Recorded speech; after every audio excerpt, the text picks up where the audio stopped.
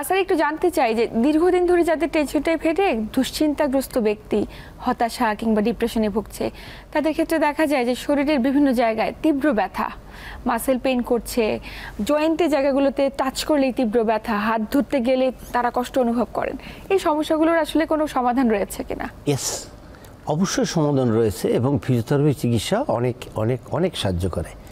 আমরা সমাধানের কথা বলতে যাওয়ার আগে আমরা একটু বলি যে একটা লোক যখন ডিপ্রেশনে থাকে তার মোবিলিটি কমে যায়, তার মুভমেন্ট কমে যায়, সে হাসতে ভুলে যায়, ভালো বন্ধুদের সঙ্গে কথাও বলতে চায় না। এগুলো করলে কি হয়, তার মোবিলিটি কমলে ওই জায়গার ব্যথা হয়, তীব্র ব্যথা হয়। আপনি ধরছেন একটা জয়েন্টে, ওহ ওহ ব্যথা, অনেক ব্যথা, এখানে ধরছেন ব্যথা, নিতে ধরছেন ব্যথা। আর ওই রোগী যদি একটু বয়স্ক হয় তাহলে আরও কষ্ট বেড়ে যায়। আচ্ছা আচ্ছা। তো সেজন্য আমরা প্রথমে যেটা বলবো সেটা মায়োফেশিয়াল রিলিজের কথা।